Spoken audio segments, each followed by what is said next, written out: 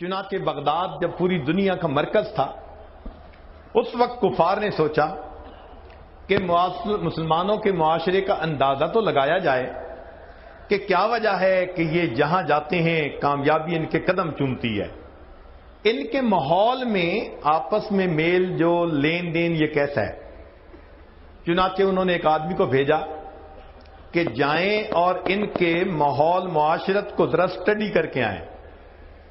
وہ آیا، بغداد پہنچا تو تھکا ہوا تھا، اس نے سوچا کہ کیوں نہ میں کھانا کھا لوں، لہذا وہ ایک ریسٹورنٹ پہ آ گیا اور وہاں بیٹھ کے اس نے کھانا کھانا شروع کیا۔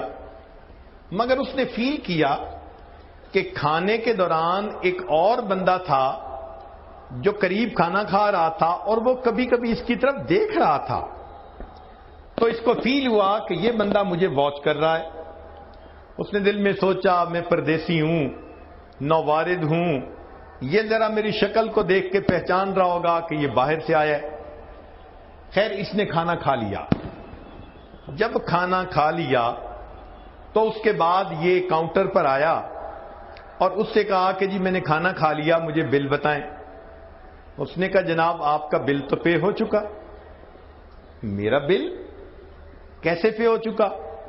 اس نے کہا جب آپ کھانا کھا رہے تھے تو جو بندہ آپ کے سامنے قریب بیٹھا ہوا تھا وہ اپنا بل پے کرنے کے لیے آیا اور کہنے لگا کہ فلاں بندہ مجھے چہرے مورے سے پردیسی نظر آتا ہے، آج وہ میرا مہمان ہے، میں اس کے پیسے ادا کر دیتا ہوں، بتانے کی ضرورت اس لیے نہیں کہ اجر مجھے اپنے اللہ سے چاہیے۔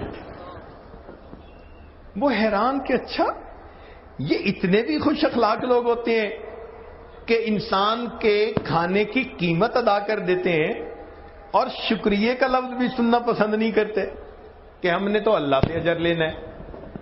آگے گیا، اس کو کوئی چیز خریدنی تھی، اس نے سوچا میں بازار سے وہ چیز خرید لیتا ہوں۔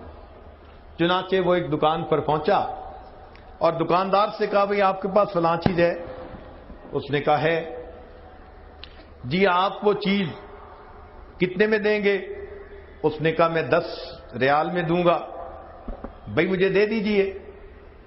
کہنے لگے آپ ذرا میرے ساتھ کوآپریٹ کریں، سامنے جو دکاندار ہے نا آپ اس کے پاس چلے جائیں، یہی چیز آپ کو اتنی ہی پرائس میں وہاں سے مل جائے گی۔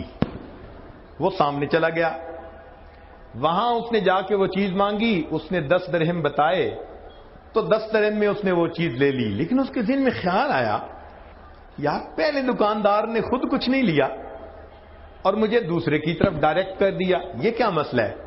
وہ لوٹ کے پہلے دکاندار کے پاس آیا اور اس دکاندار سے کہتا ہے کہ جناب آپ کے پاس چیز تھی نہیں یا آپ نے مجھے بیچی نہیں؟ اس نے کہا بھئی چیز تھی مگر میں چاہتا تھا کہ آپ سامنے والے دکاندار سے لیں۔ اس نے کہا کیوں؟ دکاندار تو اپنے گاہک کو دوسرے کے پاس نہیں بھیجتے۔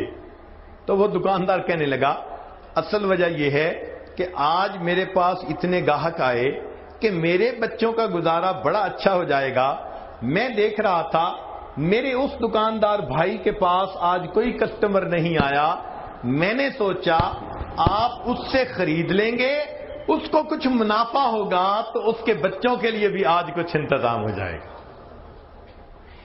ایک وقت تھا اتنی خیر خواہی دل میں بھری ہوتی تھی کہ 2 دکاندار ہمسائے میں ہوتے تھے، وہ ایک دوسرے کے اتنے خیر خواہ ہوتے تھے۔ یہ وہ ہستیاں تھیں کہ جنہوں نے دین کو سمجھا اور دین کو اپنایا۔